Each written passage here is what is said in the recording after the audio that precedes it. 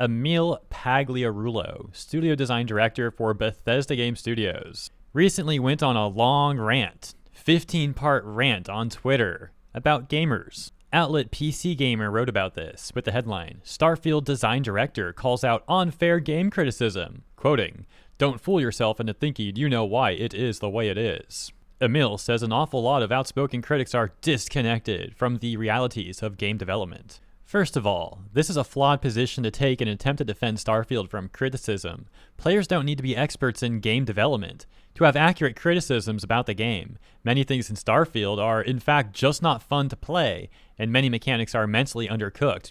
A notable example is how the game gives you a pretty fun ship builder, yet in reality, you can do next to nothing with your actual ship, dragging down the entire shipbuilding part of the game, which otherwise could have been a nice highlight. And that issue only compounds even more with the numerous habitats or habs your ship can have that do nothing, such as the brig. Similarly to the ship builder, baiting you into fun that's really not there in the end, the brig seems like it might have a use for bounty missions, etc., but ends up doing absolutely nothing. And of course, that's just one example. Let's get back to the article. They say, Starfield did not land with quite the positive thump that just about everyone expected, and lots of people have thoughts about why. And that has apparently inspired Starfield design director Emil Pagliarulo to muse about how confident some of those critics are in their opinions, despite how quote-unquote disconnected they are from the process of actually making games. Full quote, "Funny how disconnected some players are from the realities of game development, and yet they speak with complete authority. I mean, I can guess what it takes to make a Hostess Twinkie, but I don't work in the factory, so what the heck do I really know? Not a lot. Part of me really gets it. When you're a consumer and spend money on things, that gives you the right to complain about those things. I spend a lot of money on games every year, and sometimes it takes a lot for me to not scream into the internet's collective consciousness." I'd refute the entire screaming narrative. There's been so many reasonable, well thought out critiques about Starfield. Trying to boil that all down to quote unquote screaming is a very dishonest move in my opinion. Here's another example with how the game goes out of its way to just not be fun. Bethesda bragged about having 1,000 planets to explore, yet they largely all have the exact same points of interest recycled ad nauseum, making each planet largely feel the same as the last. The only compliment I can give Bethesda on the planets is the creatures that have pretty interesting designs. I'd say they did a good job there on the creature designs. Unfortunately, that's also dragged down when you realize how the behavior for the creatures are recycled on every planet too. You have a group of creatures that are herbivores, then a group of carnivores or so-called hunters, and then the so-called scavengers. This is then recycled over and over.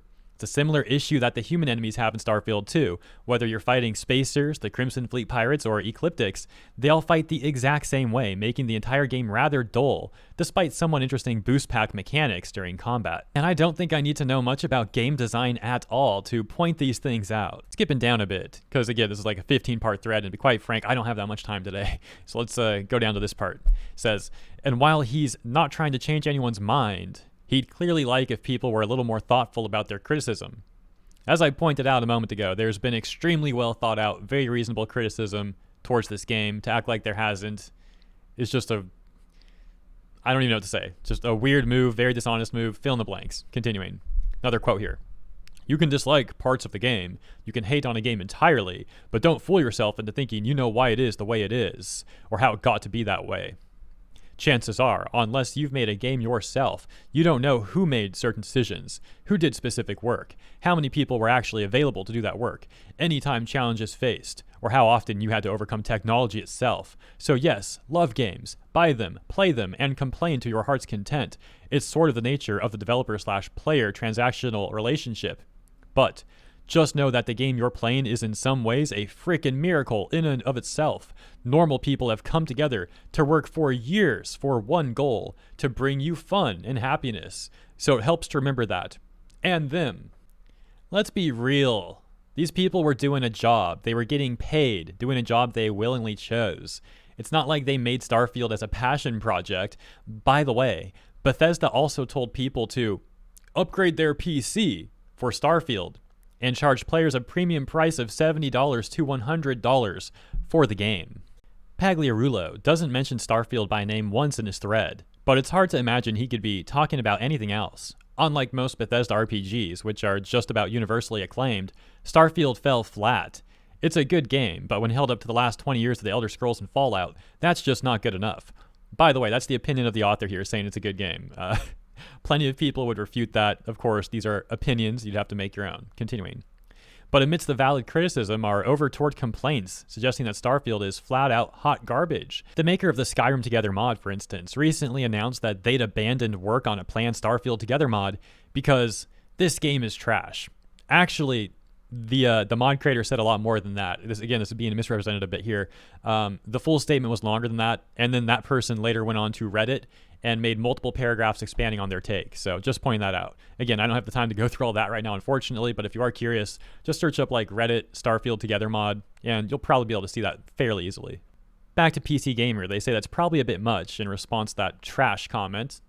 And then they say, and there's acknowledgement that some criticism of Starfield is over the top in some of the replies to Pagliarulo's tweet, but others make the point that you don't have to know how to make a Twinkie to know when one tastes bad. That maybe misses Pagliarulo's central thesis, a little bit. He's talking more about the process than the end result, but I think it's a valid position. I don't know anything about producing a TV show after all, but I know why Manimal got canceled, and I'm still making jokes about it, and showing the images of those tweets. And the author article concludes with this. Ultimately, Pagliarulo's not wrong. Even getting a small indie project from concept to launch is a Herculean feat. And as much as the quote-unquote lazy developers trope has taken hold in recent years, the reality is that just about everyone involved in making a game is fully committed and working hard to make it happen. That's not necessarily true. There's definitely some developers who have... I mean, are we really... Oh man, I was going to like bring up some examples of that not being true, but there's a very recent one with that game the day before, just saying. Continuing. Where did we leave off? Excuse me. Found that rather funny.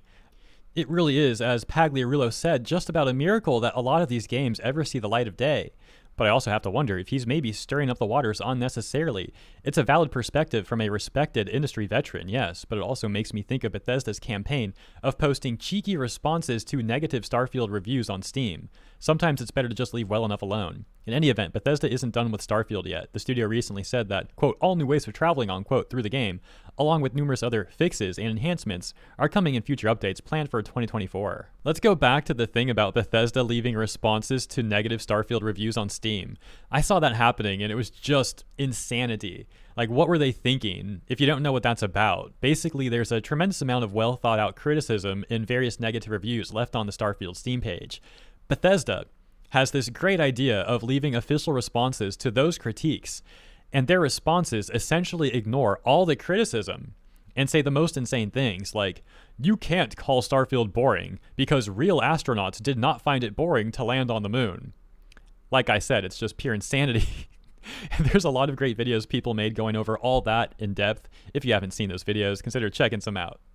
Not to be a broken record again. Unfortunately, I don't have much time to record this video though. Personal things going on today.